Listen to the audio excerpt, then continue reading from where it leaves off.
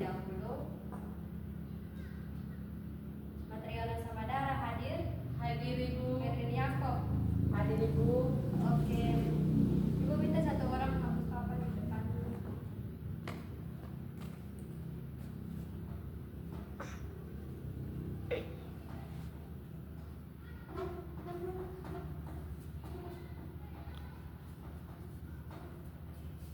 Oke, terima kasih. Sama Ibu. Oke, hari ini kita akan belajar tentang batas-batas dalam pacaran.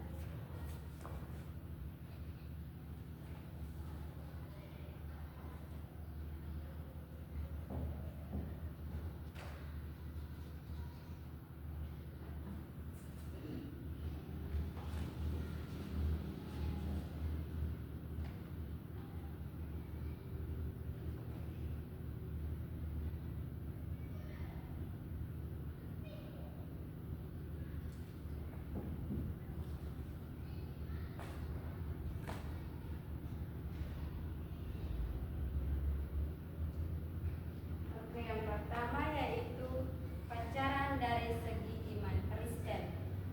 Nah, dari segi iman Kristen, Alkitab berbicara secara khusus tentang berpacaran.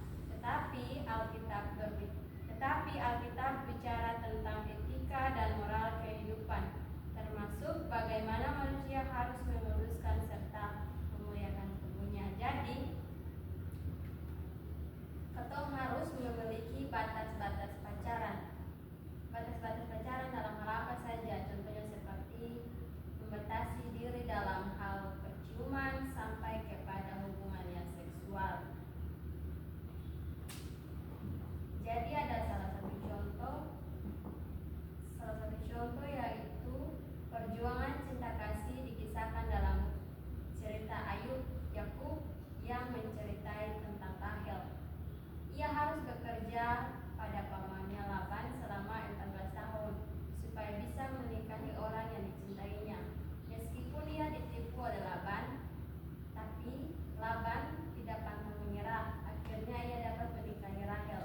Itulah kisah cinta sejati. Pada mulanya Laban telah berjanji untuk menikahkan Yakub dengan Rahel, tetapi ternyata di hari pernikahan yang diberikan padanya adalah Lea, saudara Rahel. Laban telah menipu Yakub.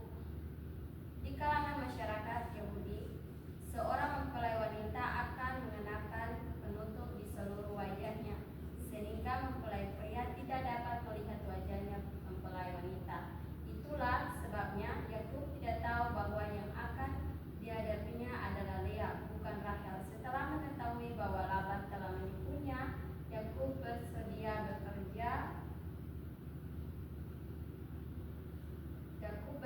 bekerja lagi kepada Laban selama 7 tahun supaya dapat menikahi Rahel yang dicintainya.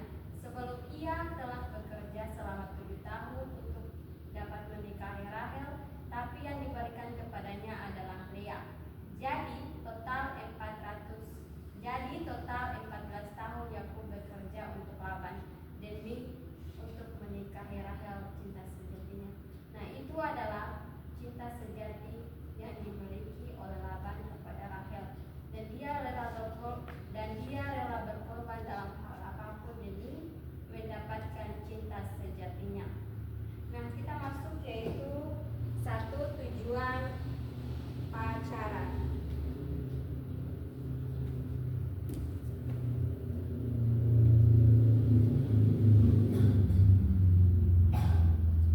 Nah, tujuan dari pacaran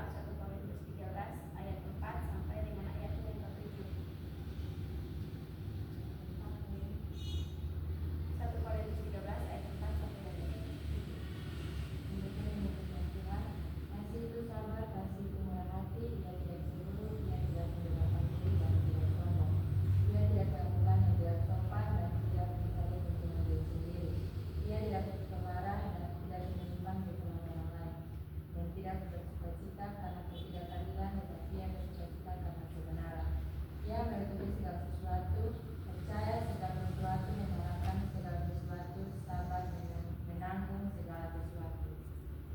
Oke, baik. Terima kasih. Jadi cinta sejati itu adalah tetap harus saling menghormati dan saling menghargai satu sama dengan yang lain antar pasangan, dan itu dinamakan dengan cinta sejati. Yang kedua yaitu motivasi atau dorongan untuk pacaran.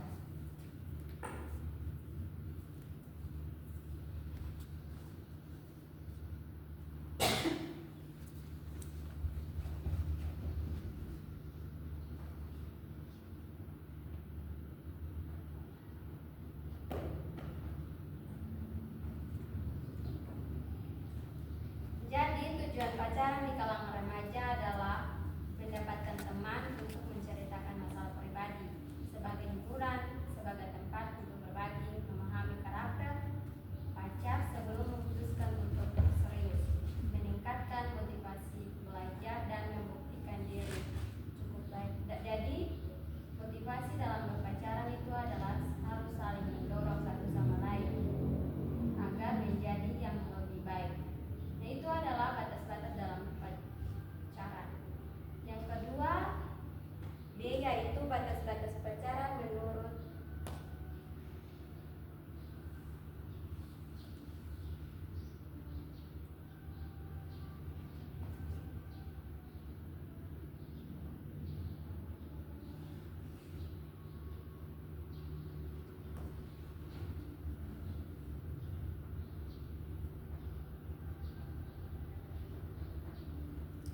batas-batas pacaran menurut standar moral Alkitab. Nah, ada perbedaan antara pacaran yang berorientasi pada keinginan daging dengan berorientasi pada perintah Allah. Perbedaannya yaitu yang pertama, pacaran yang berorientasi pada keinginan daging bertujuan untuk mencari pengalaman semata-mata dan kenikmatan dalam hubungan cinta dengan pertimbangan mungkin besok sudah mencari pacar baru lagi. Sedangkan pacaran yang bertanggung jawab kepada Tuhan melibatkan hubungan pacaran sebagai kemungkinan tolak yang menuju suatu yang baik dan dapat mempertanggungjawabkan. Pacaran yang baik adalah yang saling mengasihi dan memberikan kebaikan serta berbagi melakukan hal-hal baik dan benar serta berguna bagi kehidupan keduanya.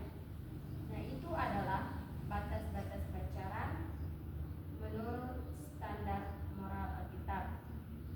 Nah, yang kedua yaitu pacaran yang berorientasi pada keinginan daging. Itu adalah memanfaatkan tubuh pasangan untuk memuaskan perasaan seksual. Mula-mula pada tingkat ciuman, pelukan, namun kemudian gampang menjerumus kepada tingkat hubungan yang seksual. Pacaran yang bertanggung jawab kepada Tuhan melihat tubuh pasangannya sebagai rumah kediaman Roh Kudus. Itu bisa dilihat dari 1 Korintus 3 ayat 16. Ibu minta Matriona baca untuk kita semua. 1 Korintus 3 ayat 16.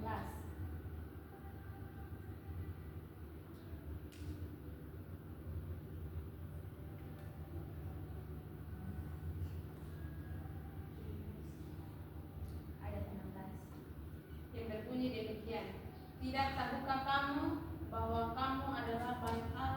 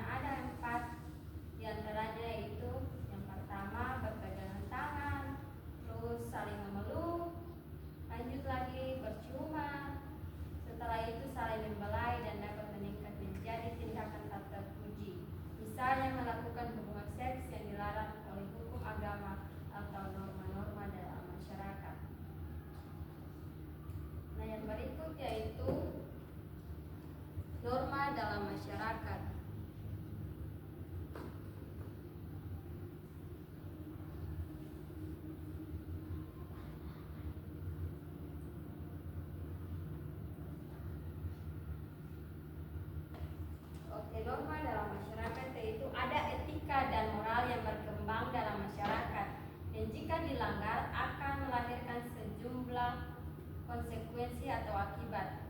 Ada hukuman negara yang bersifat meningkat. Semua warga negara harus taat dan tunduk pada hukum dan undang-undang.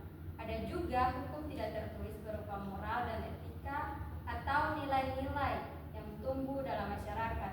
Dalam agama ada hukuman agama yang harus ditaati oleh setiap yang menganutnya. Nah, yang berikut nanti Ibu akan memberikan tugas kepada kalian, dan setelah itu nanti kalian akan diskusi. Nah, kesimpulan materi kita di hari ini yaitu orang bilang masa remaja adalah masa paling indah, karena keindahan itulah tiap remaja